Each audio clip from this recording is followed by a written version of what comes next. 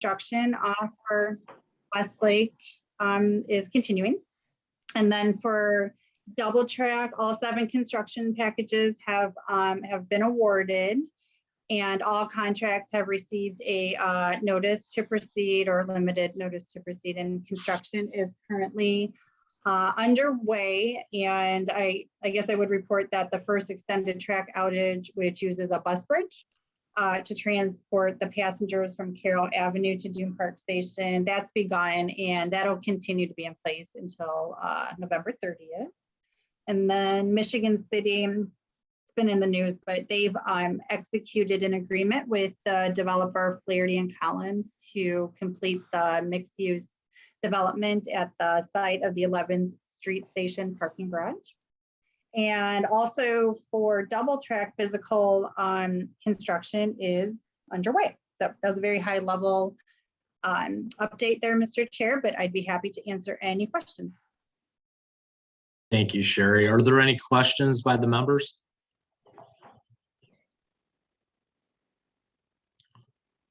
Hearing none, we'll move on to the next item on the agenda. This is the RDA TDD TOD update, and I would like to turn it over to Mr. Aaron Kowalski. Thanks, AJ. So wanted to provide an update on the ongoing TOD process. So the first thing I will mention here to the steering committee is we've been making good progress. We've been engaging, I think, with most of the folks on the line today. There's a couple communities that we will be engaging with here in the near future. So if we haven't reached out to you in some time, we will be doing so here in short order. This process was originally scheduled to conclude at the end of July of this year. That's actually going to be extended through the end of the year. Our scope and kind of all the different components of the project stay the same, but it really is just to allow for the various communities to have a little bit more time to work with us during this process for different ongoing developments or other components of the process to kind of work out as well, running parallel. So as far as tasks are concerned, so this is actually a 9-task project. So on behalf of kind of the consultant team, I'm a planner at MKSK and actually the project manager for this component of the process. So be happy to answer questions as we flow through it, but the first task is kind of analysis, setting the groundwork. So we have completed analysis, looking at gaps and opportunities and building upon the work that's been done as part of the TDD process that I know you all have been involved with. We've completed that work for a number of the communities. And I am pleased to say that we actually officially kicked off our work in Gary downtown with a fantastic group of people, including Trent McCain, AJ, and several others. So we're excited to be kicking off that component of the TOD process. We've been underway working with various other communities on that effort, and we are at a place where there's a couple communities that do not have TDD boundaries yet, and we'll be working with those communities here in the near future and over the summer. Task 2, land use planning and mapping and projections. So the notion here is to provide the communities with information that can be built upon as they look to update various documents, where be it a comprehensive plan or other enabling documents. So what we've done, and we're actually going to give a preview of some of this today, we've developed a couple different ways of looking at TOD, because TOD is not a one-size-fits-all approach in Northwest Indiana. So we'll talk through 3 different levels of TOD that we've developed and are beginning to apply in the various communities. And I know we've explored that with several of you already. We've done some what we call short-term development impact studies for all areas with TDD boundaries. Obviously, that's not set in stone because local communities do control land use and zoning ultimately. But we thought it would be important as we work through this process to give folks an idea of what different levels of density could yield from a development perspective in the short term. And by short term, I mean within that 5-year horizon after revenue service starts on the Westlake, and then of course after the double track is open and operational. So that will kind of lead us to 5, 10, and 20-year future land use projections that will help communities and the RDA to understand how development could occur. And in those 10 and 20-year horizons in most communities, there's opportunity for potential joint development at the NICD stations. And I do want to underscore that by saying we've had many conversations with Mike Noland over at NICD. NICD is open and willing to have conversations with the local units about joint development at the NICD stations, provided that parking for the NICD station can be maintained and addressed as part of development occurring. It'd be a similar format to what is going on in Michigan City today. So just know that that's out there. So as we go through some of this, if you don't see a TOD directly at the station in the short term, it could happen in the longer term. From a zoning perspective, we've been working with our zoning team, and we've actually reviewed various zoning ordinances today for a number of the communities. And we are kind of working on kind of wrapping those up as well as exploring others. And here in the month of June, we'll be reaching out to do kind of a zoning review engagement session. We've gotten to a point also with some of our development planning that is actually going to inform our zoning recommendations. So that work will be underway over the summer. And the goal is for each community that's interested, in addition to getting future land use mapping and an analysis of zoning, to receive potential draft zoning language that then could be reviewed and integrated, potentially adopted into the community zoning ordinances to allow for kind of a complete TOD zoning district or overlay, especially where those don't exist in several of these communities today. Then on the development side, we've been working hard with a lot of different communities on development planning. We've tested out some of these with many of the communities so far. We're in process for the remainder. So if we haven't reached out on the development planning front, we will be doing so here in the coming weeks. We take kind of a first step at development planning, and then we refine it in a way that is what we call preferred scenario. And we're engaged in that process with several different communities, actually popping those hand sketches up into 3D and really trying to explore what the character development could be with in these communities, in addition to various densities. And in several of these communities, we have several different thresholds of density. We have several different types of uses. For instance, in town of Munster at the Main Street station, we're looking at not only a residential potential, but maybe some office. And so, there's different scenarios we're exploring really in a custom format, trying to tailor to each community's needs. So on the development planning side, we've been making a ton of progress.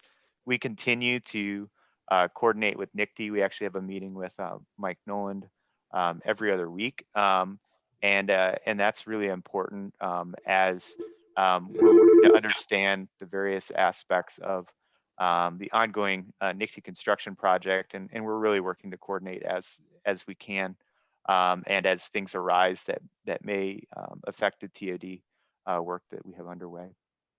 Capital projects planning, that will happen this summer. Shrewsbury is on our team as our kind of lead engineer. And so as we figure out, various projects, where be it streetscape or complete streets or safe pedestrian crossings, stormwater, we'll be able to identify the costs of these projects and how those could be contemplated as not only TOD occurs, but how TDD can be a tool in the future to allow that to occur. Tracking performance, we are doing that kind of in a real-time way. We do envision some opportunities for public input and consultation and kind of concert with the local units this summer. We'll follow each of the local communities' leads on what type of public input is appropriate, but we would like to seek feedback from the local communities on the work that is underway and that we've been working on kind of hand in hand with the local communities. And we're working also to track opportunity sites, especially since we've conducted several industry days in the local communities, particularly to each TDD area. So those are some things that are underway. And I've got one more slide. Additional planning tasks is kind of more of a custom approach. So we've done some regional housing analysis that we're utilizing as we think about TOD, and in particular, how different types of housing could be integrated into TOD outside of just what we would think of as, mixed use, multifamily, and or office and commercial. There's a whole range of housing. And for those of you that attended the Housing Summit, we went through that, but I do have a recap slide there talking a little bit about that. So that was a component of this process that we've completed. We also worked with AJ and his team to look at some opportunities for Burns Parkway in the future. Provided him with some data for him to utilize. In process, we've been working with both towns of Munster and Dyer, looking at Main Street, doing some traffic analysis and some corridor planning, conceptual street design. I actually have a snapshot of that to share with you all today. Same with East Chicago.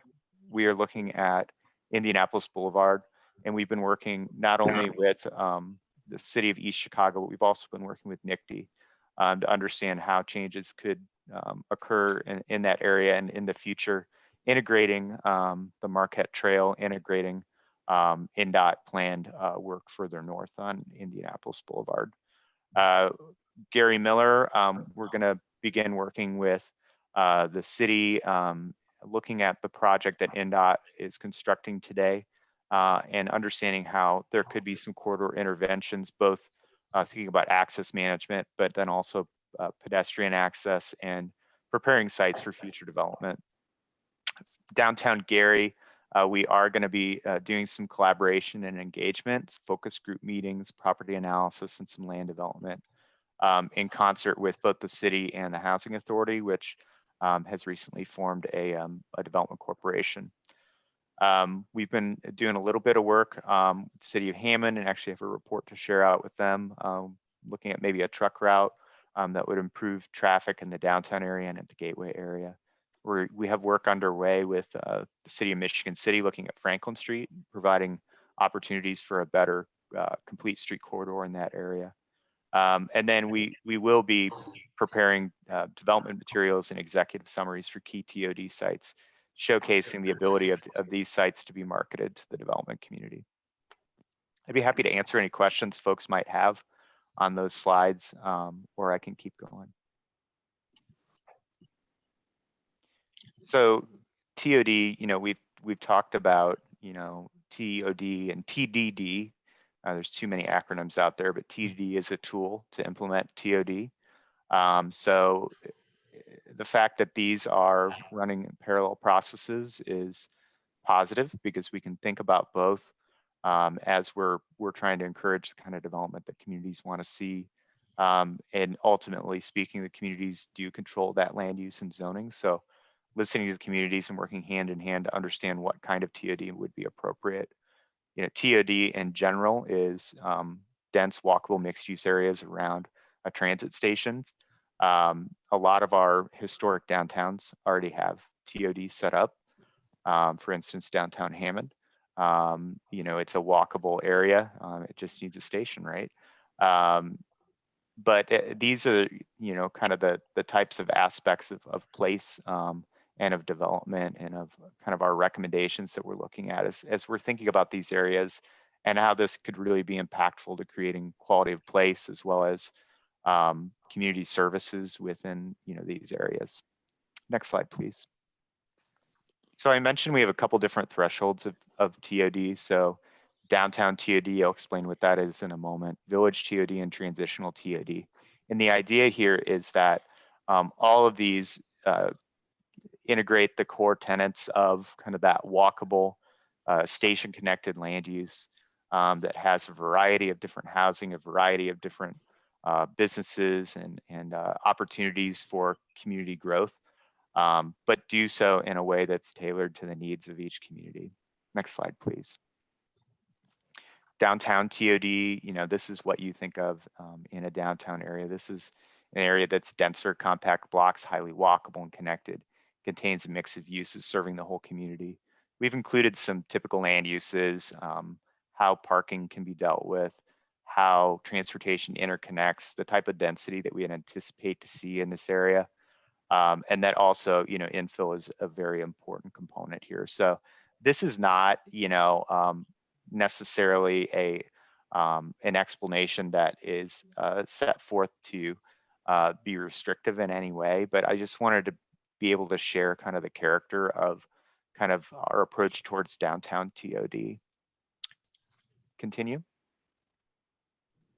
Village TOD. So, I mean, it's what you think of. It's kind of a step down from a traditional downtown area, but it's a compact, walkable area with scaled mixed-use buildings that engage and support the active public realm. This may have a slightly lesser density, similar land uses, definitely a focus on kind of the full spectrum of housing as well as employment uses in this area. And I think the idea here is that we wanted to provide kind of a tiered approach towards TOD in order to allow for us to form fit our approach towards development planning and TOD and the required infrastructure in TOD to suit the needs of various communities and to be respectful of the fact that some communities want to grow in different ways, and that can be considered TOD as well, and will definitely contribute to the growth and success of both the double track and the Westlake. Next slide, please. Transitional TOD, so that's the third tier of TOD. This is a walkable development area that transitions between multiple densities and provides a range of commercial housing types and services that are either integrated vertically or horizontally. And what I mean by that is it can include traditional mixed use. It can include a full spectrum of housing, but this may be in an area where we could still see some suburban housing. We could still see some legacy industrial uses.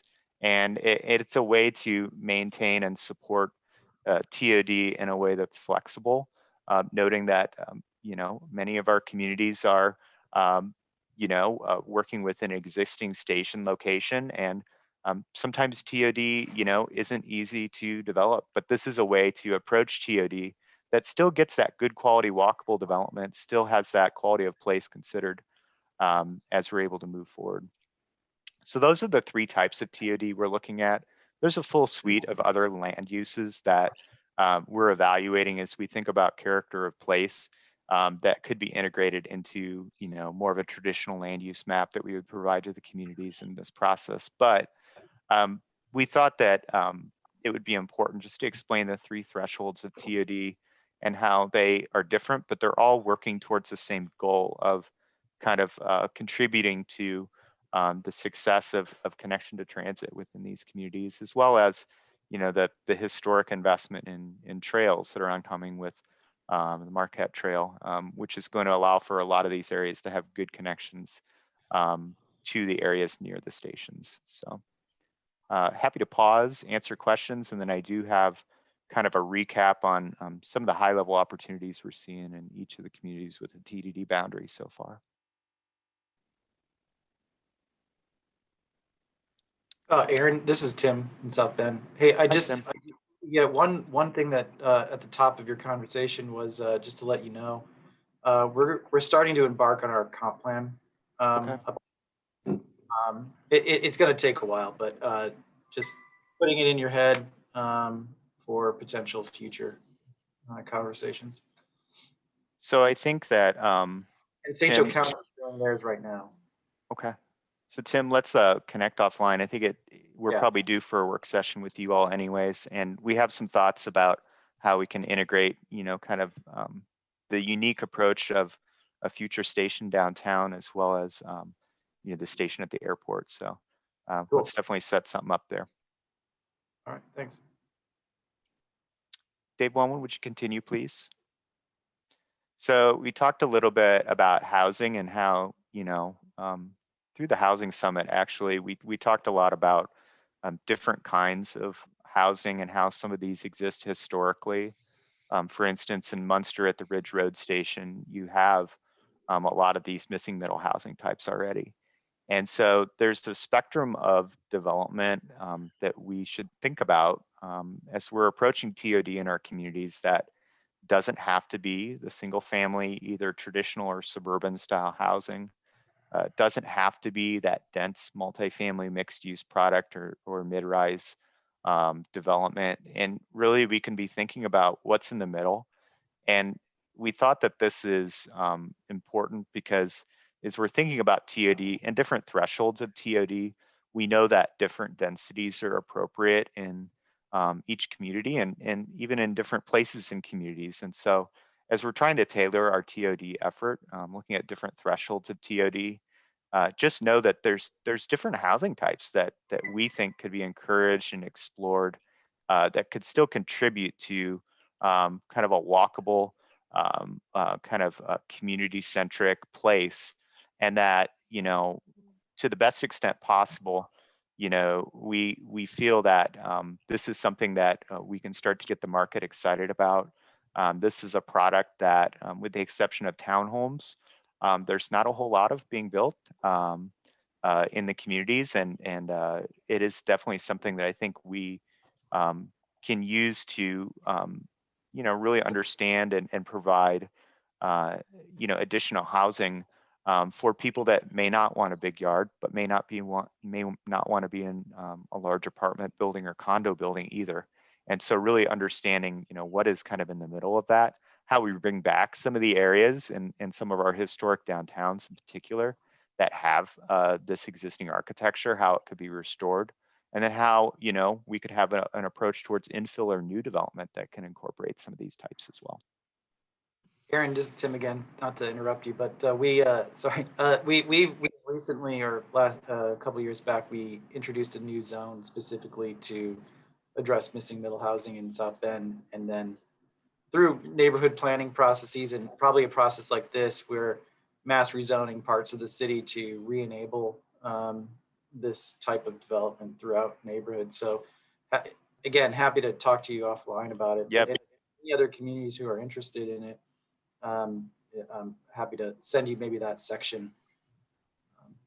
Yeah, Tim, if you could send me that section, please do so, and I'd love to talk more about that with you.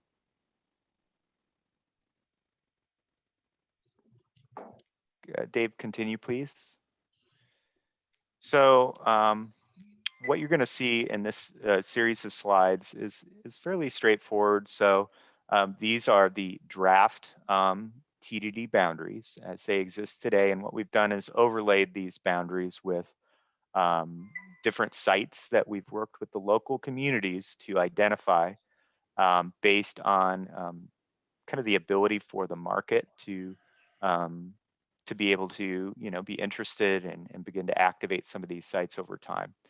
And so, you know, you see the areas in magenta. These are areas that are either vacant or underutilized today, or they are areas that the communities have signaled through their comprehensive plans or other documents may be ready for a land use change in the future that could be complementary to TOD. So Munster-Dyer Main Street is what we'll start with. This is a split TDD boundary between both communities. So 302 total acres, 195 in Munster, 107 in Dyer. Continue, please. So this next diagram looks at, okay, so we have this whole TDD boundary and we have a number of sites outlined in this boundary. So what are some of our short-term development opportunities? And for the case of this presentation, we didn't include all of them, but we thought it would be good to include the Main Street site itself. So up on the screen, you can see a couple things here. You can see a color field on a diagram and what looks like a parking lot under it. That actually is the NICD parking lot. We do believe here in the town of Munster, where this is located, that there actually is short-term development to phase in a mixed use or community serving development. And so what we've done here is think about it in a couple different ways. There's actually two parcels of property here or two owners of property here. There's property that's privately held and then property that's held by NICD. This is currently a vacant site. NICD does intend to build their parking, but they're not going to build all their parking right now. So there may be an opportunity to strategically take some of that parking offline over time, develop some mixed use, office, and housing in this area. But before all that happens, there's this property to the west that in the diagram on the far left, you can see in the yellow color, and then it kind of blends into the orange color. So that could develop first with a various different kinds of housing that could be contributing to adjacent neighborhoods, to the neighborhood fabric, and allow for the development of a TOD area for people that would want to live very close to the train station, be able to walk to the train station. Not that others wouldn't be able to walk to the train station, and we'll definitely preview some of the thoughts we had about and we've been working on in draft format about Main Street here in a moment. But the point I'm making is we've showcased various levels of density and development, noting that, of course, the communities retain local land use and zoning control. And so think of this as a moment in time, but we wanted to show, one site, and we'll go through a few others, demonstrating the ability for different kinds of development to occur. So I won't spend so much time on the rest of them, but I just wanted to explain the concept of us showcasing kind of low, medium, and high density development potentials, and the ability for this to contribute to population, to add school age kids and employees. Next slide, please. So Main Street, so similar to what the town has done, they had a consultant look at Ridge Road and Calumet and come up conceptually with some ideas on how to improve that corridor. We understand that NERPC is working with the local communities to provide engineering through consultant and make improvements, I believe through road improvements to Main Street here in the near future.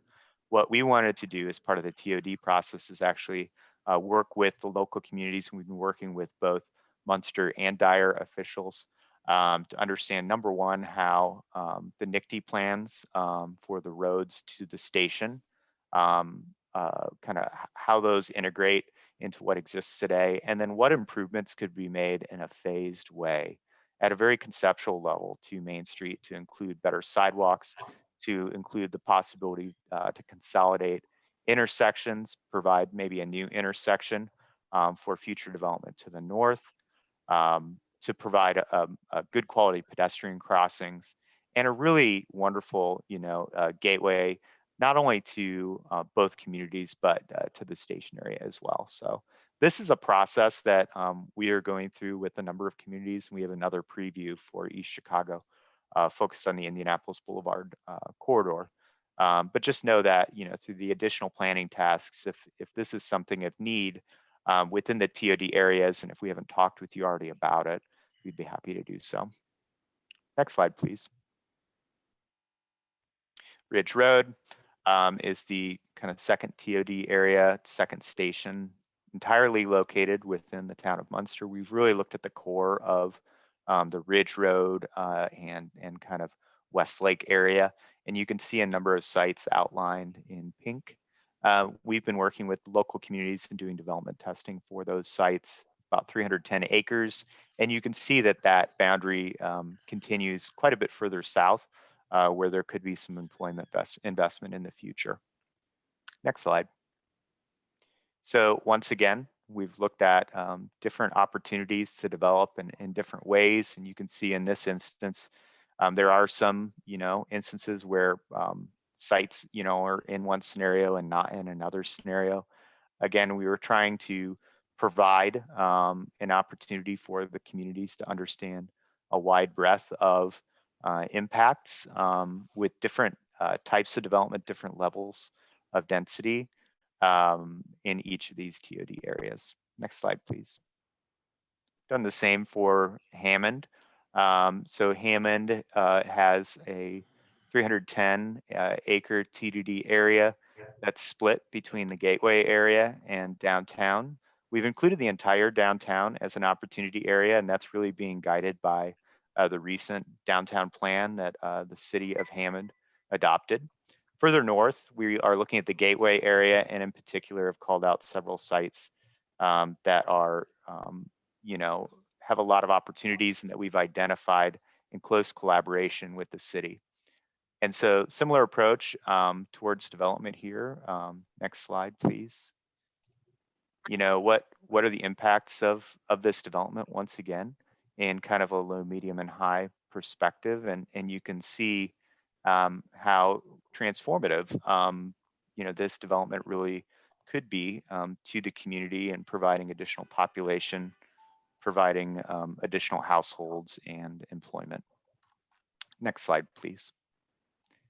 Working closely with the City of East Chicago, looking at opportunity sites, you can see there in magenta, located mostly fairly nearby the station area, and then also along the future alignment of the Marquette Trail, as well as one property up further north on Chicago that includes a senior housing complex that is likely to be redeveloped. So 293 acres in this area. Next slide, please. And then once again, looking at different thresholds of development, kind of low, medium, high for this community, really concentrating on where we can get good quality walkable connections to the station area. And then the next component that we are looking at with East Chicago, next slide, please, is how do we improve Indianapolis Boulevard in a way that provides safe access to the station, provides an ability to connect into the Marquette Trail in a way that allows for people from the neighborhoods to safely get to the station and then also safely enjoy the trail and parks within the city of East Chicago. How do we improve the experience under I-90 and the South Shore Line in a safe way and get people from the neighborhoods to the station where they can access jobs in a safe way?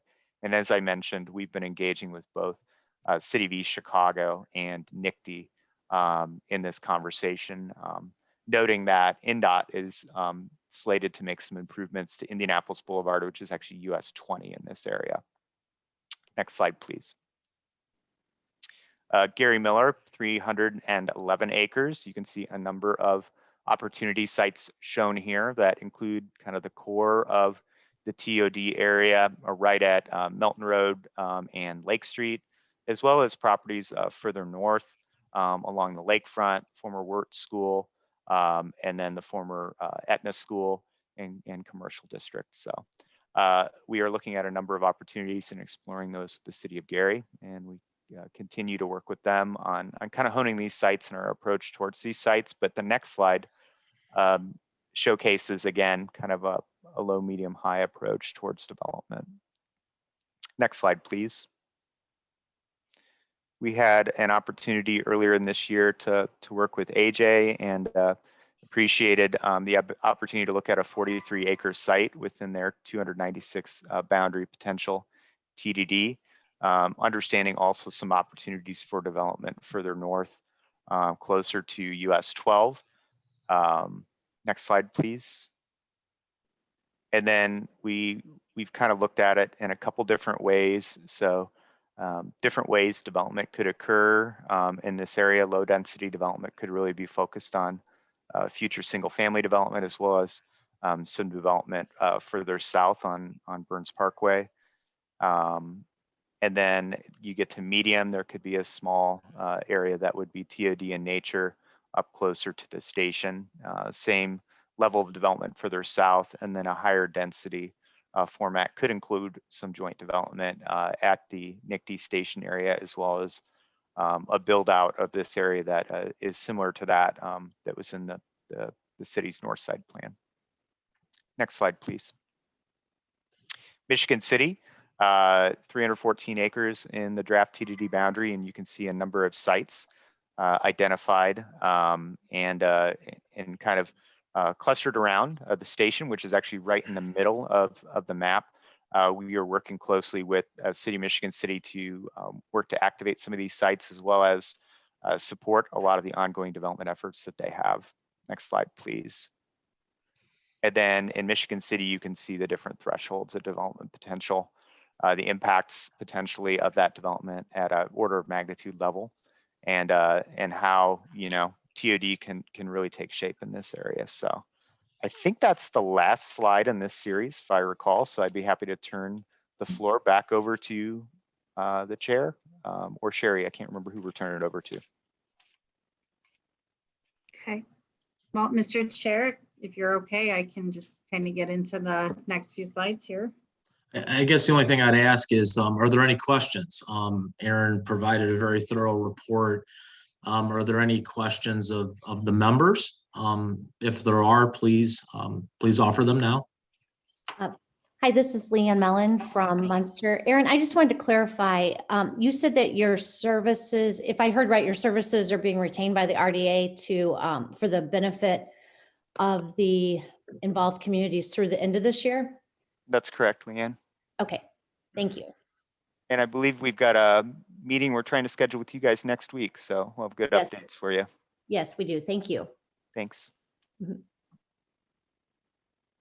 Thank you. Are there any other questions?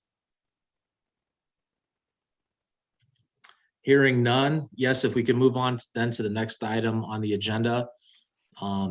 Sherry is going to offer a preview of the RDA board approval for the transit development districts.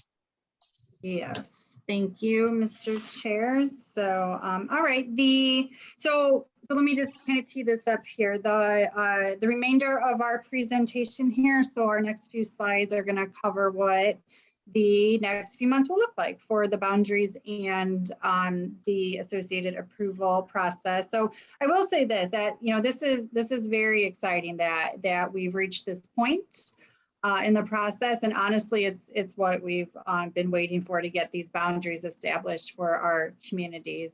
So we'll be looking to approve 7 station areas this summer. And it's a huge milestone for us as a region to reach. So once we get to that point, you know, we can celebrate for a little while, and then we're going to get right back to and to work with it. So after the boundaries are established, that increment will finally start to flow in, and we'll be able to begin funding some of our community's development goals. So with that, and to dive deeper into the details of what this looks like over the next few months, I'm going to go ahead and hand it over to my team to go through the slides. And of course, we will be happy to answer any questions that anyone might have. So thank you. Thanks, Sherry. Hi, this is Dave Wellman, and David Reynolds is also going to help me out if there are any technical questions that anyone has about the process. But just to give a quick overview here, basically the RDA Board of Directors has to hold 2 public meetings and take public comment on the districts. And then once they hold the second meeting, they can approve a resolution establishing the district, and then that goes to the State Budget Committee for a final approval. This is really similar to the process for a TIF district, where it would go through a first and second reading at a redevelopment commission, and then be approved or not approved and sent on for approval or not approval to the city council and the mayor. It's just that the state budget committee acts as the final arbiter here in our process. So that is going to begin. We move on here. On June 9th is the plan. This is our tentative timeline here. We'll be holding the first meeting here at the Purdue Tech Center on June 9th. We'll also be broadcasting it via Zoom, so that anybody who can't make it to the Tech Center to give comment can do so online. We'll also be taking written comments beforehand, so there will be plenty of opportunity for the communities, or for members of the communities to comment. Again, these are the 7 station areas that are ready for the public hearing at this moment. And then the second meeting would take place the next month, again at the Tech Center, again with a Zoom component, so that people can comment in person or not if they're not comfortable coming in or otherwise can't make it. And at that meeting, that we would go through that second reading and an approval of the resolutions. with an eye toward then getting the approved resolutions to the state budget committee before the session starts for the next for 2023, and get that approved. Now, any questions so far as to how this will go? Okay. I have a question. Sure. Was there thought put to having these meetings in the communities rather than a mass meeting?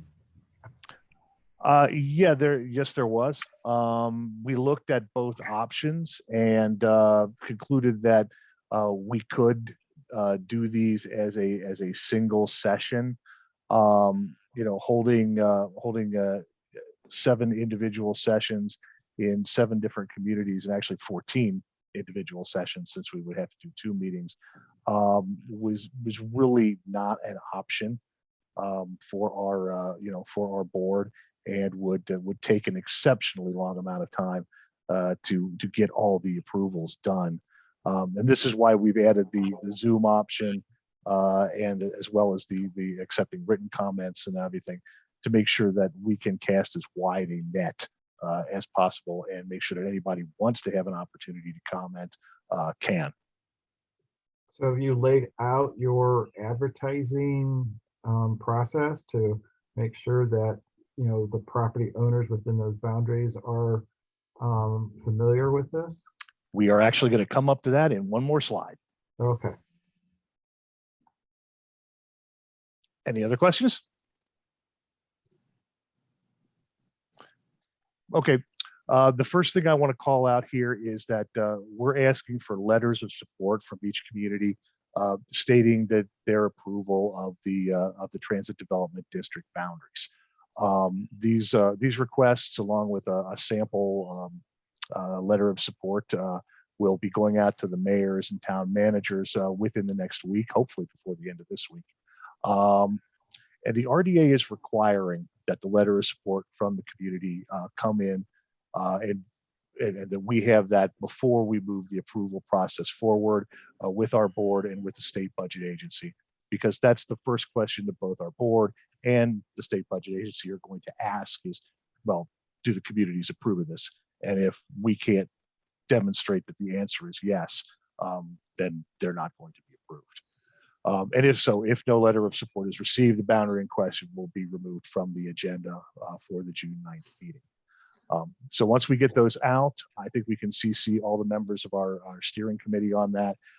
Anything that you can do to move that process along within your community would be greatly appreciated.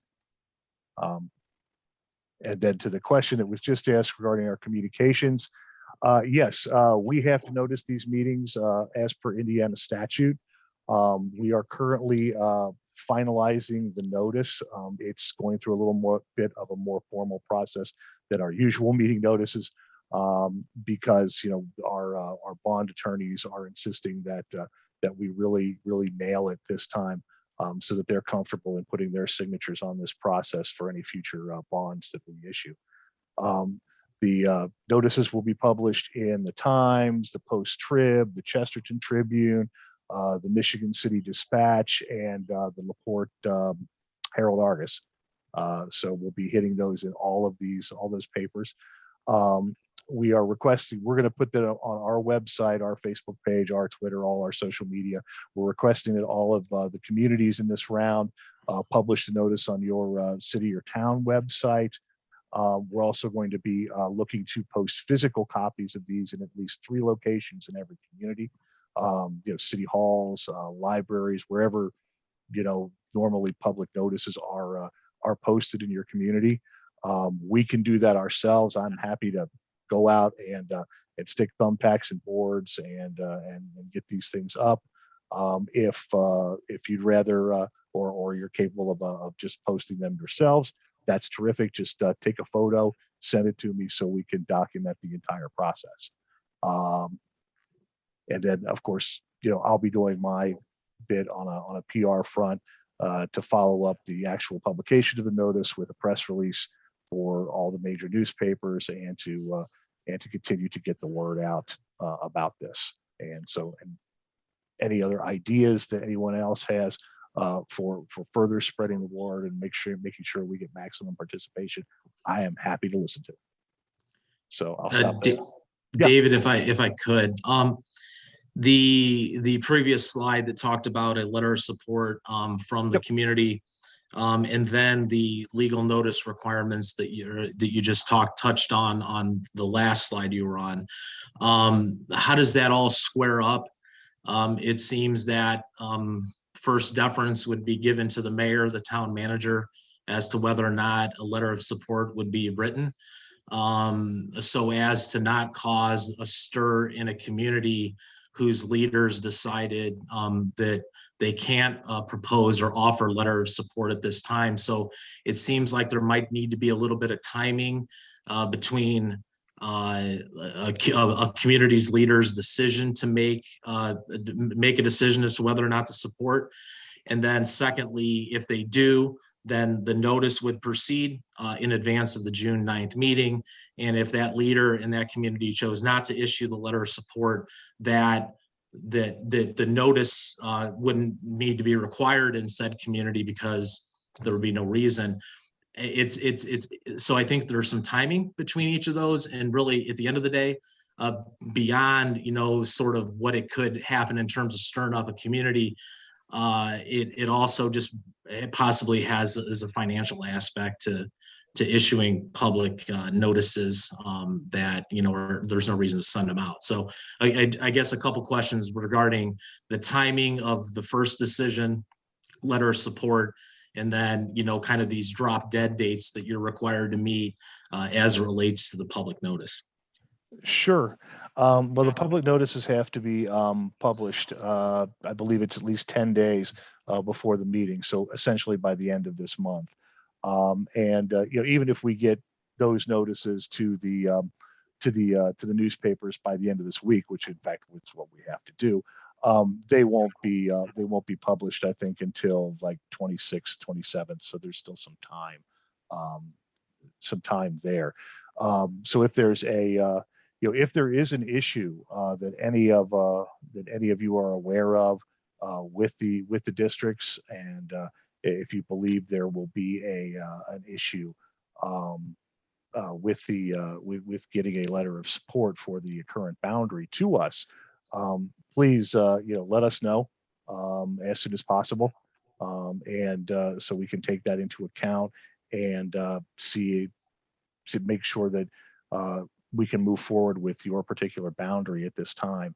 And if not, obviously, then we can modify things here before we get notifications published. Thank you, David. Dave, I think generally speaking, the timing of this is a bit tight in order to communicate with the mayors and all the other town managers. We are moving into Memorial Weekend, and I know several of our staff members are going to be gone during this time period. So I'm a bit concerned about the ability to turn around a letter of support in the time frame that you have laid out. That's fair. And we, that's fair. So when it goes out, we're going to actually have a template as a guide to really, let you all know what we'd like to see in there. And of course you can edit it as necessary, but we already thought of that just to help speed up the process a bit, that we would provide that template for you all to take a look at. And then hopefully it wouldn't be too much work to update it accordingly and to get the, top official to sign off on it. This is Leanne Mellon from Munster. I agree with Brian still, because the timing is tight, because if this is going, in Munster's case, if it's going to the town manager, he really needs to take everything to the council. He doesn't have, I don't believe he has the authority to just sign a letter of approval. So we don't have another council meeting in May. We have one, I believe it's June 6th, but I'm just saying it could be, I'm assuming that other town managers would run into the same issue. Okay, I hear what everyone's saying. And you know, I understand that there's a holiday there too, and there's an approval process, but it is my hope to get those letters out by the end of the week, Friday, or first thing on Monday. So if, you know, if there is an issue, then I'll ask that, you know, whoever is the recipient of the letter to please reply to me. And then, yeah, I mean, we'll just have to manage it accordingly on this. But, you know, what Dave was saying earlier, and I think you all can understand this, if you know, if we don't receive the letter of support, we can't move forward on June 9th with the boundary process. We wouldn't put that in front of our board, not knowing, you know, that our communities are behind this. So it is important. It's a necessary tool for us to move forward. But I do understand the tight time frame. So I guess I would just say let us get the letters out, and then we'll work with you to get, you know, over the next 2 months here to get those letters in, and, you know, hopefully they can move forward with the approval process. So if for whatever reason you don't get the letter support in order for the community to be on the June 9th meeting, then what's the alternative for that community? Are you going to have a second set of meetings? Well, our board meetings are already set for the year, Brian. So, you know, that's why we picked June 9th and July 14th. Those are already existing RDA board meetings, and we need a quorum. So that's the time that our board can meet, and that's the time that we're guaranteed a quorum. So that's the schedule that we'd like to move forward with. And then remember, we still have to go in front of the state budget committee.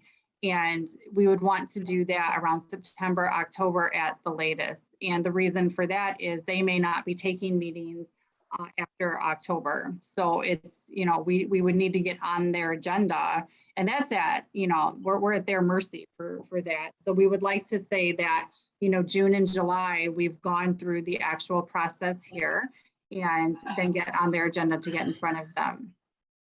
Right, but my question is, if for whatever reason a community fails to meet your schedule, does that mean that that community is totally out of the entire process? We'd have to give that some thought, Brian. To be honest, I don't know if I have the answer to that. I mean, we have the July meeting already scheduled.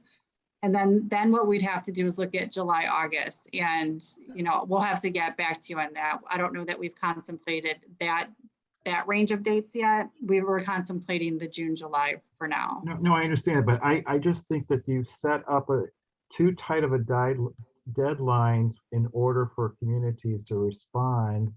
And I think that that's going to present issues for various communities to meet the deadlines that you have set. I'm just very concerned about being informed about this today, and you're expecting this level of quick turnaround.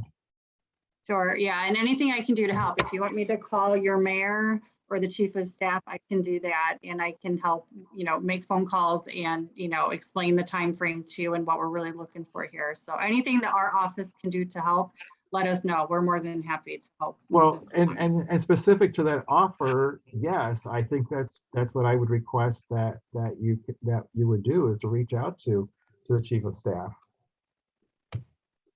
Definitely, I will. I can do that. Okay. Any other questions?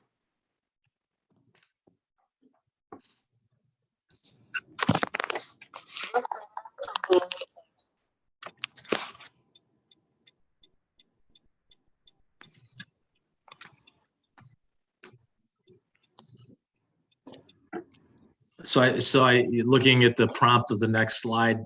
Thank you for getting some responses on some of those questions that were raised by the committee members. So Sherry, David, thank you for that. The next item on the agenda are any our next steps and questions that the committee may have. I'll open it up to the floor. The only thing, AJ, just really quick, I wanted to jump in there from Leanne's question from earlier about MKSK services to the end of the year. Just a slight correction. It's actually not the RDA retaining MKSK in that case. That's NICD that had done that. So just a minor correction. Thanks for that clarification, Sherry. Oh, no problem. I should have jumped in earlier. I apologize. Thank you for that, Sherry. Are there any other questions from the committee? AJ, can I ask you a question? I just want to be really Please. clear because I've been getting, this is Skylar from Michigan City. I just want to be really clear with this process of moving forward with the approvals. The only thing that's being asked of the cities right now is for the letter of support from our chief or, or your town manager, anything like that. We're not asking for a formal ordinance being passed or resolution or anything like that from a council or anything like that, right? I just want to be really clear. Yeah. I've been getting a Yep. lot of questions about that. And I'm just, Yeah, that's correct, Skylar. Nothing Okay. formal. It's yeah, and you'll see in my email out to you all at the end of the week here or first thing Monday that it's a letter. Yeah, it'll be a letter of support that we're asking for. And maybe the other thing that we're asking for is the day of the meetings. If you're, top official, chief of Yeah. staff, steering, a top official from or steering committee member to be present during, present. during your time slot. Yeah, I think that would be good too. So, Yeah, and- but in terms of your ordinances or resolutions, no, that's not being asked of you all Okay. right now. And I mean, whenever I do public notices and things like that, I mean, it's helpful for me, and maybe it's helpful for some of the other communities on board to kind of think backwards from the drop dead date and like, here's when we need things put in, here's when it's going to the newspaper. I kind of lay those out for every time I send out one, I lay it out for myself just so that I can keep in mind, okay, here's when I need to hit these deadlines. So that might be helpful as well to see it kind of on paper, if you will, backwards. Here's the drop dead date of the 9th. Here's when we're publishing. Here's when we need your letters in, et cetera, et cetera. That might be helpful for some. Yeah, that's a great idea, Skylar. We can do that pretty quickly here. So, okay, yep, let us work on that. We'll try to get something out even before the letters go out. So maybe today or tomorrow sometime. Yeah, I think, thank you so much for. Oh, no, that was a great question and suggestion. So. Thank All right. you. Are there any other questions of the members? This is John Blackburn from the town of Beverly Shores. We were obviously a little late to the game. I know we tried to get this thing going last year, but I think we finally have our plan commission and members having a better understanding. And so we are in a position, I think, to help get our TDD defined in the next few months. So I apologize for our delinquency. It's taken time, and our plan commission, we're almost the last few months of finishing our comprehensive plan, and this will fold right into it. Thank you, Yeah. John. Yep, thanks, John. Thank you. That's great. No apology necessary on your behalf. Yep, we're looking forward to working with you all to get your process moving along also. Well, if John. there are, yeah, go ahead, please. No, I was just going to say, John, I'll reach back out to you. We can try to get some dates on the calendar, June, July, something like that. Thank you, Aaron. Sherry or AJ, what were the dates again of those meetings? June 9th and then July 14th. Thank you. Sure. Are there any other questions? Okay, hearing none, it looks like our next meeting is set for August 17th. And I know that David and the folks at the RDA will send out notices reminding us of that next meeting. If there are, again, no other questions, entertain a motion to adjourn. So moved. I'll second. There's a motion and second. All those in favor signify by saying aye. Aye. Thank you, everyone, and have a wonderful day. Thank you, everyone. Same to you. Bye-bye, everybody.